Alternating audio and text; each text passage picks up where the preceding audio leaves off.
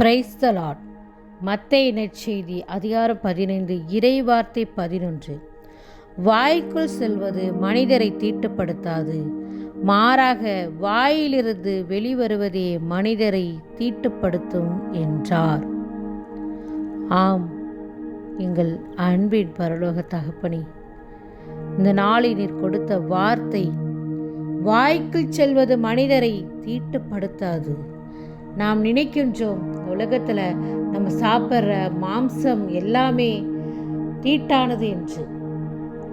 அதனால் ஒரு சில பேர் கூட பல நாட்களை நாங்கள் விரதம் இருக்கோம், நான் நான்வெஜ் சாப்பிட மாட்டேன், கறிமீன் சாப்பிட மாட்டேன், அது தீட்டு. அப்புறம் இறந்தவங்க வீட்டுக்கு போனால் அது தீட்டு, மற்ற காரியங்களை செய்வதெல்லாம் தீட்டு அப்படின்னு சொல்லிட்டு நிறைய காரியங்களை ஒதுக்கி வைக்கிறாங்க. ஆனால் கடவுள் என்ன சொல்லியிருக்கிறார் பாருங்க. இறை வார்த்தையில் என்ன கொடுத்துருக்காங்கன்னா, வாய்க்குள் செல்வது மனிதரை தீட்டுப்படுத்தாது, மாறாக வாயிலிருந்து வெளிவருவதே மனிதரை தீட்டுப்படுத்தும் என்றார். வாயிலிருந்து என்ன வருகிறது?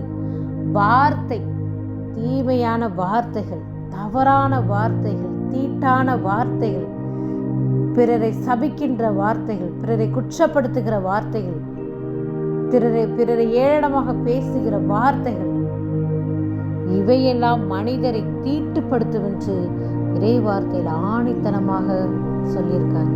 ஆனால் நம்ம என்ன பண்ணுறோம்? அதெல்லாம் காதில் வாங்காமல் இதெல்லாம் தீட்டு, தேவையில்லாத, நமக்காக தான் இந்த கடவுள் இந்த உலகத்தில் இந்த காட்டு விலங்குகளையும் மலர்ச்செடிகளையும் பறவைகளையும் எல்லாத்தையும் நம்ம சாப்பிட்றதுக்காக கொடுத்துருக்காரு. அது ஒரு நாளும் தீட்டாகாது. நம்முடைய செயல்கள், நம்முடைய வார்த்தைகள், இது மட்டும்தான் இந்த உலகத்தில் தீட்டு. அதை நம்ம இந்த இறை வார்த்தை மூலமாக நாம் முழுமையாக புரிஞ்சுக்கணும். இறை வார்த்தையை வாசிக்கும் போது, தியானிக்கும் போது, நம்ம ஞானத்தோடு தியானிக்கும் போது இதனுடைய உள்ள அர்த்தங்களை ஆண்டவர் ஆவியானவர் மூலம் நமக்கு வெளிப்படுத்துவார். மனிதர் வாயிலிருந்து வெளிவருவது தான் மனிதரை ஒவ்வொரு நாளும் தீட்டுப்படுத்தும். கடும் சொற்கள், பிறரை பார்க்கும்போது ஒரு சண்டை போடும்போது எவ்வளவு கோபமாக நம்ம பேசுகிறோம். அந்த வார்த்தை சொல்லுது போல் நம்ம ஒரு அடி அடித்தா கூட அவங்களால தாங்கிட்டு அடுத்த நிமிஷம் நம்மகிட்ட வருவாங்க. ஆனால் நம்ம வார்த்தைகளாக அவங்க உள்ளத்தை காயப்படுத்தும் போது நிச்சயமாக அந்த உள்ள காயம் ஒரு நாளும் மாறாது. அதை மாற்றுவது, அதை ஆற்றுவது மிகவும் கடினமாக இருக்கும். அதனால்தான் ஆண்டவர் சொல்லியிருக்காரு, வாயிலிருந்து வெளிவருவது மனிதனையே தீட்டுப்படுத்தும். அப்போ நம்ம எந்த பாவம் செய்வோம்? நான் கொலை செய்கிறது கூட சொல்லலை, கொலை செஞ்சதை கூட ஆண்டவர் இல்லை, வாயிலிருந்து வர வார்த்தை தான் பெரிய தீட்டு. அதனால் அந்த தீட்டான வார்த்தைகளிலிருந்து, வாயிலிருந்து வருகிற வார்த்தைகளை நாம் ஆண்டவரிடத்தில் ஒப்பு கொடுப்போம்.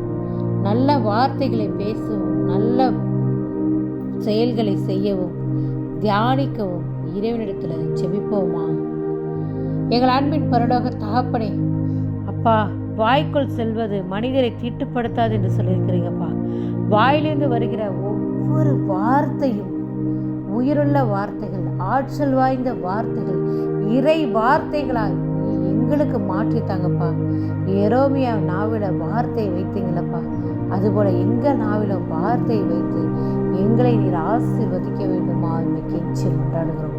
எங்கள் ஆண்டவரை கிறிஸ்து வழியாக கொண்டாடுகிறோம். ஆமேன்.